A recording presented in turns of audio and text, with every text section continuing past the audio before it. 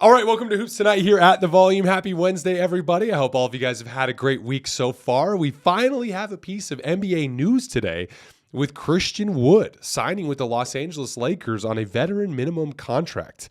We're just going to spend about 10 minutes or so today breaking down what Christian Wood accomplished last year, why I think he fell to a veteran minimum, and how I think he can help the Lakers or potentially hurt the Lakers. So you guys know the drill. Before we get started, subscribe to the Volume's YouTube channel so you don't miss any more of our videos. Follow me on Twitter at _JasonLT so you guys don't miss any show announcements.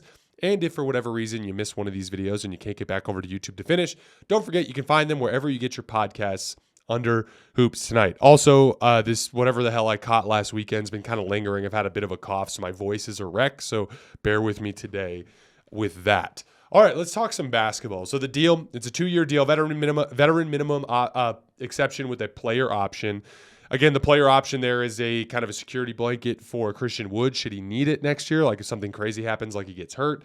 But my guess is he's viewing it more as a prove-it deal, play in a winning context with the Lakers, demonstrate some high-end role player capabilities, and then hopefully be able to sign a longer-term deal next summer. My guess is that is the rationalization here. From the Lakers' perspective, it's a zero-risk signing. This isn't like Dallas last year, trading for Christian Wood and having to give up draft compensation. He's not on some crazy expensive deal that's going to put them deep into the luxury tax or anything along those lines. This is a veteran minimum contract. It is a zero risk proposition for the Lakers, which is what makes it exciting because Christian Wood does have a lot of upside. He's a very talented player that just struggles to consistently maintain winning habits and to embrace a smaller role within a winning context. But he's super skilled for a big man, has a ton of defensive potential.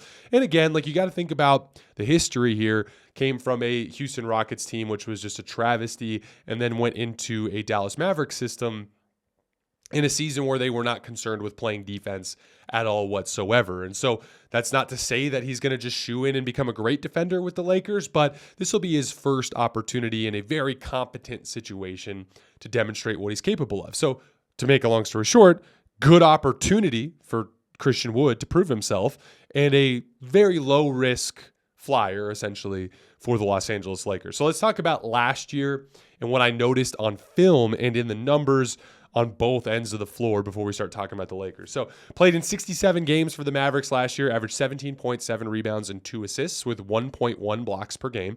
Did it in less than 26 minutes per game. His per 36 numbers were 23, 10, and 3 with 1.5 blocks per 36 minutes. Very, very, very good spot-up player. 1.18 points per possession. Out of 126 players in the NBA last year to log at least 200 spot-up possessions, he ranked 20th out of 126. Shot 42% on catch-and-shoot jumpers, 60% in effective field goal percentage when you weight it for threes. He was also excellent in roll man situations, 1.44 points per possession. Out of 18 players in the NBA last year to log at least 150 roll man possessions, Christian Wood finished first on that list. Shot 72% in effective field goal percentage in those situations. Good combination of pick and pop jump shots that he made, and then kind of like short roll possessions when Luka would get blitzed, where he'd catch around the foul line and either make a jump shot or quick rip to the basket from there. Just absolutely deadly in roll man situations last year. Like I said, best in the league, converting those out of players to log at least 150. Not a bad static shot creator. Like if you throw the ball to Christian Wood in any situation where he's going to create, he's not bad in those situations, not good either. The Mavs ran a lot of inverted pick and rolls for him, believe it or not. They would kind of dump him the ball at the high post, like kind of top of the key area, and he'd turn and face in a triple threat. And then they'd have one of their guards like Reggie Bullock or Kyrie Irving come over and basically set a brush screen and then pop to the three-point line. And Christian Wood would either get downhill because the guard would want to stay with Kyrie or stay with Reggie, or they'd get a switch and then Christian would get to attack downhill against a smaller player. But they actually had some success with that. They ran it 38 times and got 38 points out of it. That was 1 point per possession or in the 59th percentile. So pretty significantly above average in those situations. 115 points on 123 ISOs. That's 0.94 points per possession. That's including passes. 49th percentile. So basically average. Most of that on film was just jab step jump shots. He loves to turn and face, and then guys will give him a little bit of space. And obviously he's got a really high release and he's very tall. So a lot of turn and face, like face up jump shots. And that was his kind of primary go-to move in those situations. Or he'd try to rip through to the right. Not very successful attacking the rim in isolation situations. Guys would bump him off his line. We'll talk about that when we get to his rim finishing. 147 points on 147 post-ups. That's 1 point per possession. 51st percentile. So once again, pretty much average. Good turnaround jumper over his left shoulder, and then a good right-handed hook. He actually made 69% of his hooks last year, although on relatively low volume.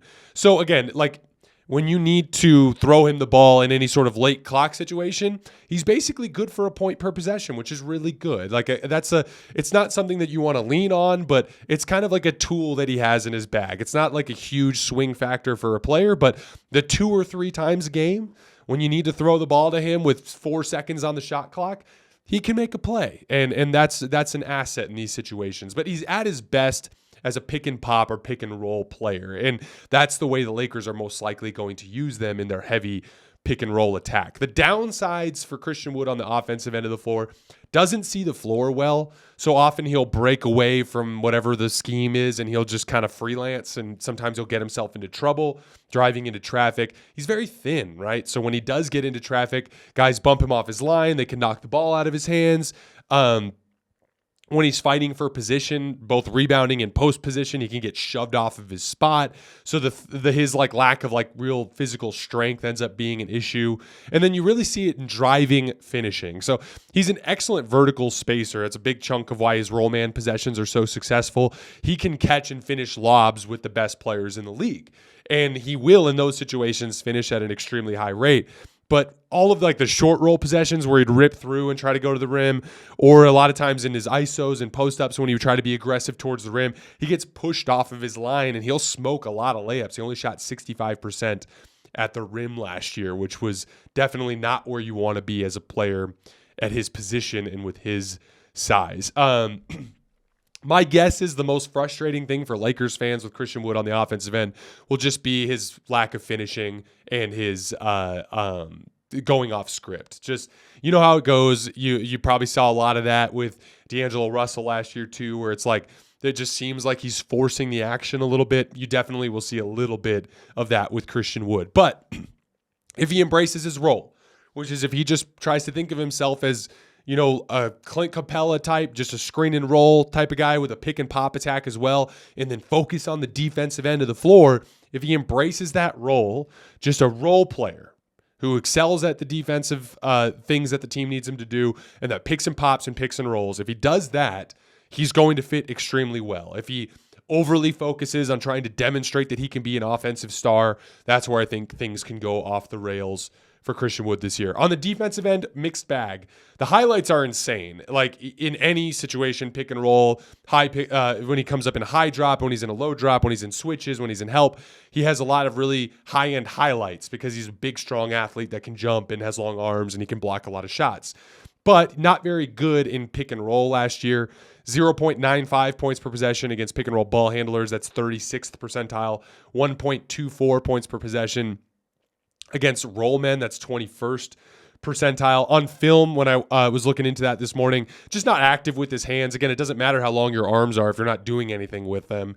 And then his lack of strength, like in pick and roll, you'd see guards like get downhill on him and then basically just take hard dribbles at him into the paint, like plow their shoulder into his chest and then turn around and take little short fadeaways in the lane and they'd be able to make it.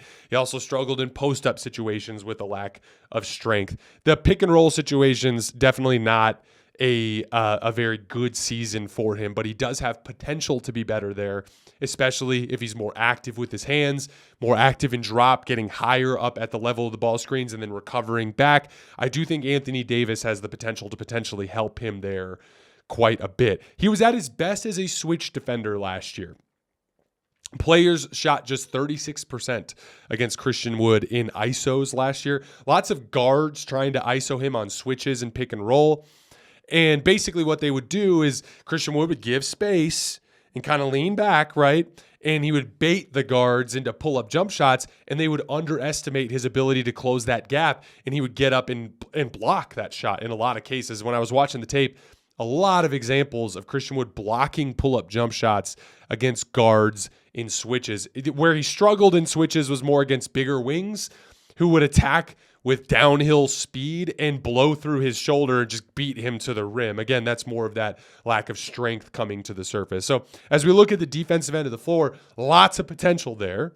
And so there's a version of this story where he goes in and Darvin Ham gets complete buy-in, and Anthony Davis can help him with some of his pick and roll decision-making and instincts and stuff, and devotes all his resources to that end of the floor, has a great defensive season. On the other end of the floor, he's just picking and popping all game long or picking and rolling for lobs, and he just embraces his role, and it goes extremely well.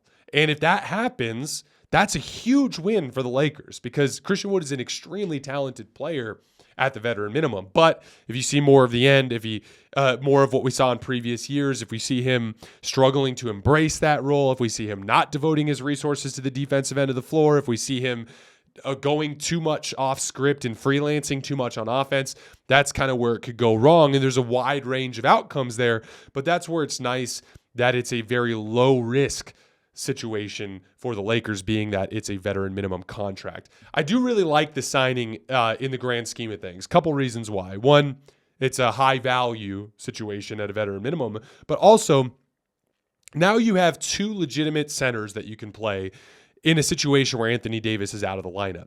One of the biggest problems last year with the Lakers is because they did not have a legitimate backup center, and because they had very little in the way of forward depth. Anytime LeBron James missed a game, the lack of forwards was just screaming off the screen. Anytime Anthony Davis missed a game, their lack of interior size at the center position was just screaming off the screen. Now you have Christian Wood and Jackson Hayes on that front line to step in when Anthony Davis is out, right?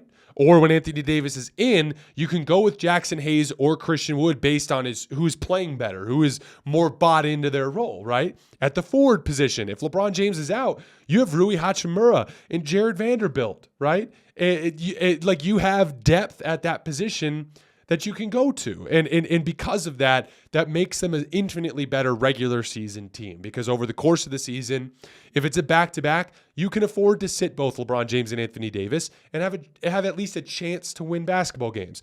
If you have size and athleticism and you have a good coach, you can get stops. If you can get stops, you can be in games. If you're in games, then you just need to have some offensive skill to have a chance to win, right?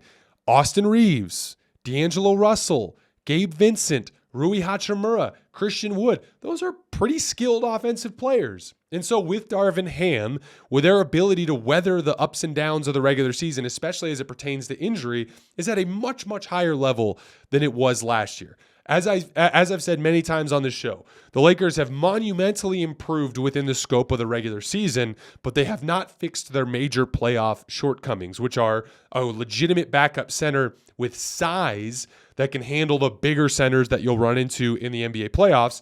Size and athleticism in the backcourt. They've got skill guards. They do not have athletic guards.